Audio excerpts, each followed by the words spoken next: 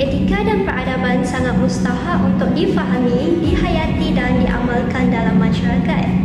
Tahap penghayatan kepada aspek ini tidak sama antara satu sama lain. Ianya bergantung kepada perkembangan sejarah, struktur sosial dan biografi masyarakat tersebut. Definisi serta konsep etika dan peradaban yang diperluaskan oleh masyarakat telah mendatangkan pelbagai kesan dari aspek politik, ekonomi, sosial budaya dan alam sekitar. Misalnya di Malaysia, walaupun masyarakat Malaysia hidup dalam pelbagai kaum, namun konsep etika dan peradaban tetap dilaksanakan sehingga mendatangkan banyak kesan baik dan hanya beberapa kesan buruk. Kesan politik terhadap pembentukan etika dan peradaban masyarakat majmuk di Malaysia. Yang pertama, kebajikan rakyat. Seperti yang kita tahu, semua ahli politik seharusnya menitikberatkan kebajikan rakyat kerana keharmonian negara bermulanya daripada kedamaian rakyat. Seperti yang kita dapat lihat dari zaman Bani Umayyah, iaitu yang mementingkan kepentingan rakyat itu dengan menyediakan keperluan asas seperti jalan raya dan hospital secara percuma. Menyatukan masyarakat yang pelbagai. Masyarakat yang datang dari pelbagai kaum haruslah bersatu padu tanpa mengira etnik dan kaum untuk memastikan keadaan politik negara berada dalam keadaan yang baik dan memuaskan.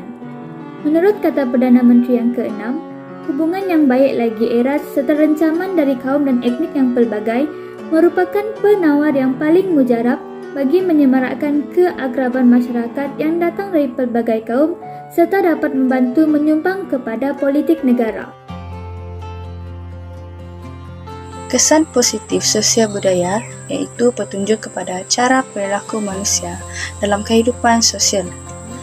Cara perilaku bukan didapati melalui keturunan, melainkan diperoleh dari hasil pengalaman selama kehidupan manusia. Ianya juga cara seseorang berfikir dengan menunjukkan perilaku sama ada salah atau benar. Terdapat beberapa faktor yang mempengaruhi cara perilaku manusia, iaitu teknologi, rancangan dan seni bina. Selain daripada kesan positif yang telah dinyatakan, terdapat juga kesan negatif etika dan peradaban terhadap sosial budaya. Antaranya ialah mengurangkan atau merenggangkan hubungan silaturahim antara anggota masyarakat berbilang kaum dan agama. Hal ini akan menyebabkan perbalahan yang memungkinkan perpecahan kaum akibat menyentuh isu-isu sensitif seperti isu agama, isu kaum dan lain-lain. Kesan etika dan peradaban alam sekitar juga termasuklah pencemaran alam sekitar semakin berkurang. Pencemaran alam sekitar semakin berkurang kerana masyarakat yang beretika sentiasa prihatin terhadap isu berkaitan alam sekitar. Masyarakat mempunyai kesedaran bahawa penjagaan alam sekitar adalah penting untuk memastikan keseimbangan ekosistem. Masyarakat yang tidak beretika selalunya melakukan aktiviti yang mencemarkan alam sekitar tanpa kesedaran, seperti membuang sampah di merata-rata tempat dan pembakaran secara terbuka.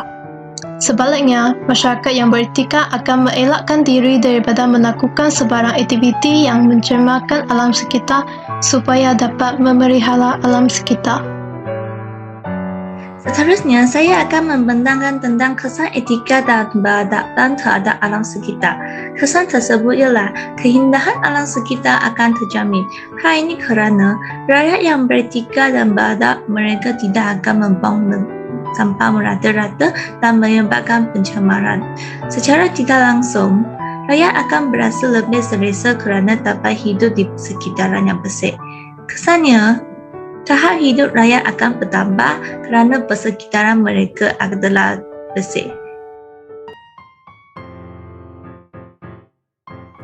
Etika dan peradaban dalam masyarakat berpakaian dari segi ekonomi ialah jurang antara masyarakat berbilang kaum semakin rendah. Hal ini kerana pelaksanaan dasar ekonomi baru oleh kerajaan telah berjaya menurunkan kadar kemiskinan dan banyak membawa kebaikan kepada masyarakat dan negara. seperti contoh sektor ekonomi seperti perniagaan, pertanian, perikanan, perdagangan, malah sektor kerajaan diberi ruang kepada semua masyarakat tanpa mengira kaum. Dan bukan seperti semasa penjajahan British, yaitu dasar pecah dan perintah, di mana setiap kaum dibahagikan sektor ekonomi mengikut kaum masing-masing. Hal ini juga telah menunjukkan bahwa matlamat dasar ekonomi baru telah bisa menunjukkan kadar jurang antara masyarakat berbagai kaum di Indonesia. Oleh itu, cantik sungguh ramah-ramah, marilah kita hidup bersama-sama. Rakyat Malaysia merupakan masyarakat majmuk yang terdiri daripada pelbagai etnik serta budaya yang menjadikan perpaduan sebagai tonggak kepada kemajuan serta kestabilan dalam aspek politik, sosial, ekonomi dan sebagainya. Justru itu, suatu usaha perlu digembleng bagi memastikan perpaduan antara seluruh rakyat Malaysia tercapai. Semua anggota masyarakat perlu memainkan peranan penting dan bekerjasama untuk memajukan negara. Penghayatan nilai-nilai murni oleh masyarakat majmuk perlu diteruskan dan dipupuk agar dapat diamalkan bagi membendung serta mengatasi gejala sosial dalam masyarakat hari ini. Nilai murni yang paling utama demi mengekalkan perpaduan adalah hormat menghormati antara satu sama lain, walaupun berlainan pegangan agama, budaya dan pandangan. Jika perpaduan dan hubungan harmoni dalam masyarakat pelbagai etnik dapat dikekalkan, imej negara Malaysia akan menjadi baik di seluruh pelosok dunia. Sekian, terima kasih.